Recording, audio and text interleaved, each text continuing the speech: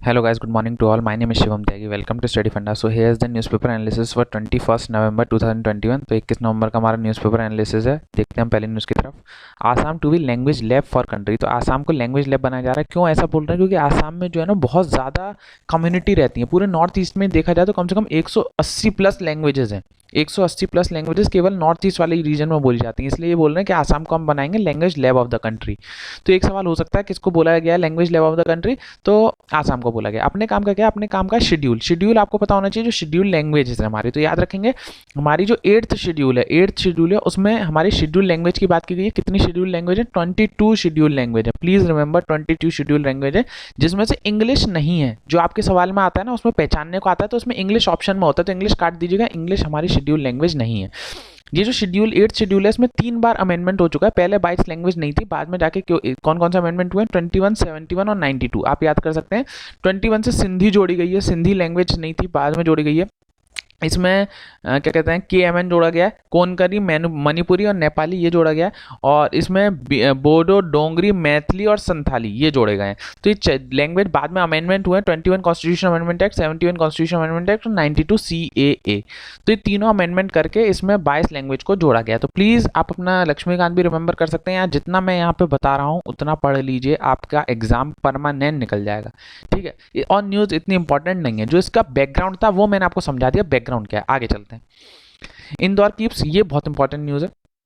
Very very important static news है कि इंदौर 5वीं बार 5th ईयर 5वीं बार क्लीनेस्ट सिटी बना है. तो प्लीज़ रिमेंबर ये 5वीं बार लगातार इंदौर जो है वो क्लीनेस्ट सिटी बना है. 5 कंजिक्यूटिव ईयर. ये कौन निकालता है? तो ministry of housing and urban affairs. ये कौन निकालता है? Ministry of housing and urban affairs. ये क्या चीज़ है? ये मतलब जो बोल रहे हैं ये है स्वच्छ सर्वेक्षण. स्वच्छ सर्वेक्षण.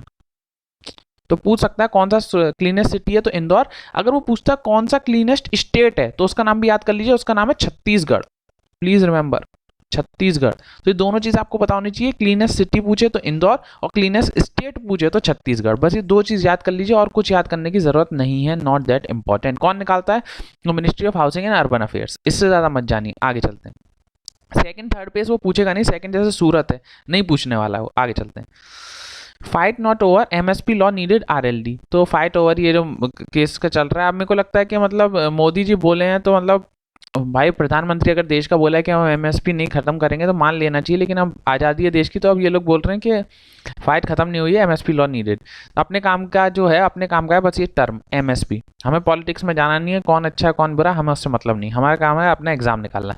MSP का मतलब होता है minimum support price. Minimum support price का मतलब क्या होता है?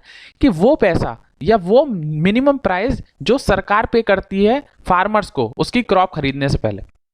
फिर से मैं बोल देता हूँ. MSP क्या होती है सबको पता है. न्यूनतम प्राइस.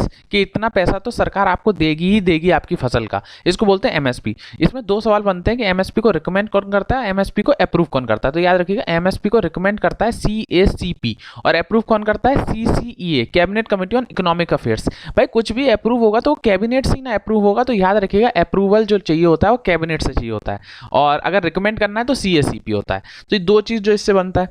फिर एक बनता है कि MSP कितनी क्रॉप्स के लिए दिया जाता है, ये भी पूछा जाता है. MSP याद रखिएगा टोटल 22 क्रॉप्स के लिए दिया जाता है. 22 क्रॉप्स प्लस एक शुगर केन है. ऐसे करके वो पूछेगा टोटल कितनी, तो बस आप 22 पे टिक करके आइएगा. शुगर केन MSP में नहीं इंक्लूड होता है. शुगर केन के लिए क्या होता है? FRP दिया जाता है. FRP, fair and remunerative price. ये केवल MSP का ही दूसरा इन्होंने नाम चेंज करके FRP कर दिया गया है. केवल शुगर केन के लिए FRP बोला जाता है. बाकी जो 22 क्रॉप है उनके लिए MSP बोला जाता है. MSP जो 22 क्रॉप है उसमें 14 जो होती हैं वो खरीफ की होती हैं. 14 खरीफ सीजन में जो होती हैं. 6 जो होती हैं वो क्या कहते हैं, अरे दिमाग कोई बात नहीं. 14 जो है वो खरीफ की हैं, 6 जो है वो रबी की हैं, और 2 जो हैं वो हमारी कमर्शियल क्रॉप्स हैं. Commercial crops. तो ऐसे होती हैं ये हमारी क्रॉप्स जिनके लिए MSP दी जाती है. एक सवाल ये बनता है कि MSP कब? तो सोइंग से पहले, बिफोर सोइंग सरकार बता देती है कि हम इतना MSP देंगे. ऐसा नहीं है कि बाद में अच्छी फसल हुई तभी MSP मिलती है.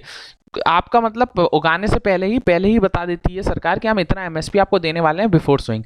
एक सवाल इसमें बनता है कि पूरे इंडिया के लिए यूनिफॉर्म होती है MSP. तो हाँ, पूरे इंडिया में सेम रेट पे MSP होती है. रीजनल MSP नहीं होती है. जैसे मान के चलिए सरकार ने राइस की MSP तय कर दी कि 1000 रुपये कुंटल है. एमएसपी अगर राइस की, तो पूरे इंडिया में 1000 रुपये क्विंटल ही बिकेगा, भले वो पंजाब में राइस बिक रहा हो, भले वो केरला में राइस बिक रहा हो। तो ये याद रखिएगा, इसमें रीजनल एमएसपी नहीं होती है, एमएसपी जो होती है अक्रॉस द कंट्री सेम होती है। ठीक है, तो जितने भी सवाल बन सकते थे एमएसपी से रिलेटेड मैंने आपको सब बता दिया। आगे चलते हैं। प्रेइंग फॉर द वर्ल्ड, तो ये बुद्धिस्ट मॉन्क है, ये कहाँ पूजा कर रहे हैं याद रखिएगा, महाबोधि टेम्पल इन बोध गया।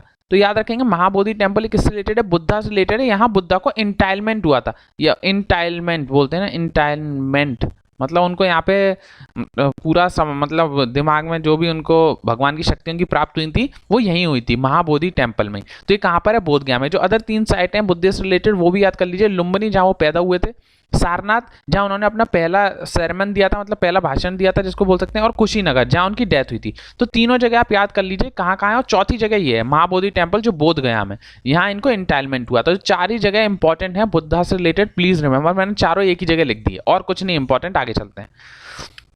गो एयरलाइन 3600 करोड़ आईपीओ लाएगी। आपने आईपीओ टर्म बहुत बार सुना होगा, आईपीओ आईपीओ आता रहता है कि आज इस कंपनी का आईपीओ निकल रहा है, आज उस कंपनी का आईपीओ निकल रहा है। तो क्या होता है आईपीओ, तो मैं बता देता हूँ। आईपीओ कुछ नहीं होता, आईपीओ होता है full form initial public offering. जब भी कोई कंपनी पहली बार, याद रखिएगा, जब भी कोई कंपनी फर्स्ट टाइम अपना शेयर इशू करती है, नया शेयर, न्यू शेयर इशू करती है, new share to new public, नई पब्लिक, मतलब जिसके पास इसका पहले से शेयर नहीं था। याद रखिएगा दोनों नई नई चीज, कोई नया शेयर नई पब्लिक को, मतलब उस पब्लिक के पास उसका, जैसे गो एयरलाइन है, तो गो एयरलाइन अपना नया शेयर इशू कर रही है, किसको देगी, जो जिसके पास गो एयरलाइन का शेयर नहीं होगा उसको बोलते हैं हम आईपीओ, याद रखिएगा। और जैसे मान के चलिए कि अगर आईपीओ हो जाएगा, इसके बाद अगर ये कंपनी दोबारा अपना शेयर इशू करती है तो उसको हम बोल देते हैं FPO, follow on public offering. तो ये 2 टर्म याद रखेंगे, आईपीओ और एफपीओ। आईपीओ होता है इनिशियल पब्लिक ऑफरिंग, जब पहली बार कोई कंपनी अपना शेयर मार्केट में लाती है उसको हम बोलते हैं आईपीओ, और वो एक बार ले आई है उसके बाद लेके आ रही है उसको बोलते हैं हम एफपीओ। तो ये 2 टर्म है, बहुत इंपॉर्टेंट है। आगे चलते हैं, क्योंकि डेली न्यूज में आते हैं, आपको समझ में नहीं आता आईपीओ आईपीओ क्या है, तो मैंने आज बता दिया।